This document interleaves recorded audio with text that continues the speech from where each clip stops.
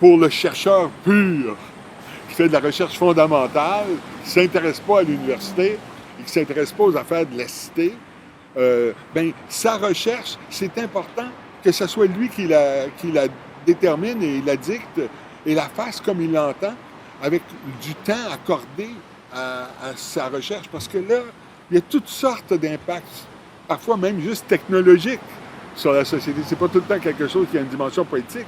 C'est pas une application technologique à la recherche la plus fondamentale qui soit. Alors, c'est important que cette personne-là, on la laisse travailler dans son domaine d'expertise.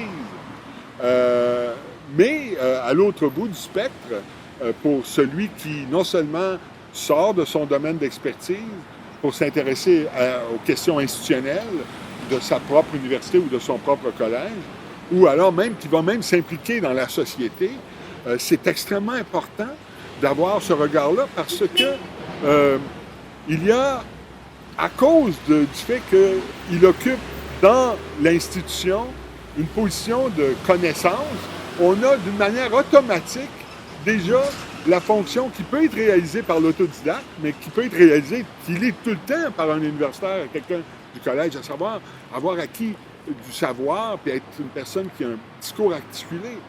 Alors, on a donc une propriété qui est presque assurée là, de l'intellectuel d'emblée.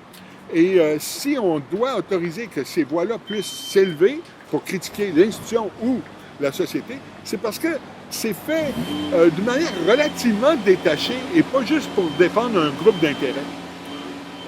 Il est important que des gens soient payés à temps plein, avec sécurité d'emploi, avec la possibilité de faire des interventions critiques sur la société ou sur leur institution, d'une manière qui ne les lie qu'à leur propre institution universitaire sans que ce soit un groupe d'intérêts à proprement parler. Il y a une possibilité beaucoup plus grande, quand on est dans le milieu universitaire et collégial, de réaliser de manière relativement neutre une intervention qui est, je dirais pas arbitre d'aucune manière, mais qui est détachée des groupes d'intérêts qui sont souvent en train de s'entre-déchirer dans l'espace public.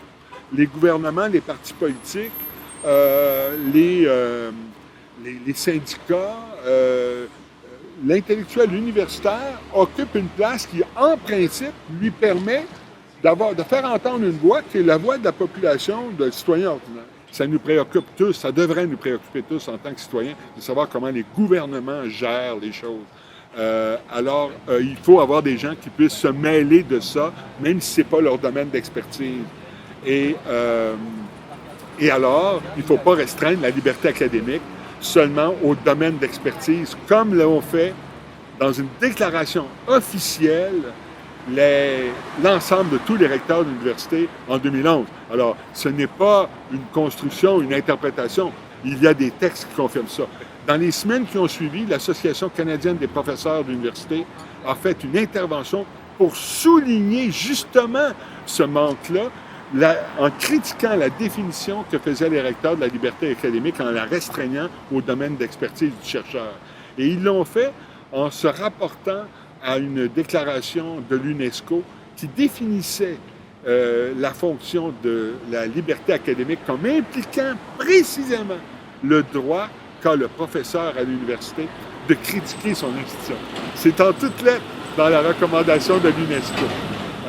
Alors, ça, c'est le vrai débat dans lequel nous nous trouvons. Et il y a de telles menaces à la liberté académique au niveau collégial.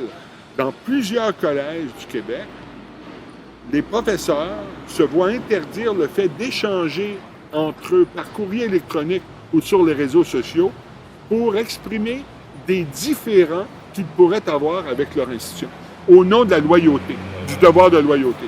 Alors, ça, c'est un résultat de la transformation entrepreneuriale de nos institutions supérieures et c'est une violation totale de la liberté académique parce que si on n'a pas le droit, nous, d'interroger la loyauté des administrateurs à l'égard des collèges et des universités. Il faut qu'on distingue le collège et l'université et les administrations des collèges et les administrations des universités.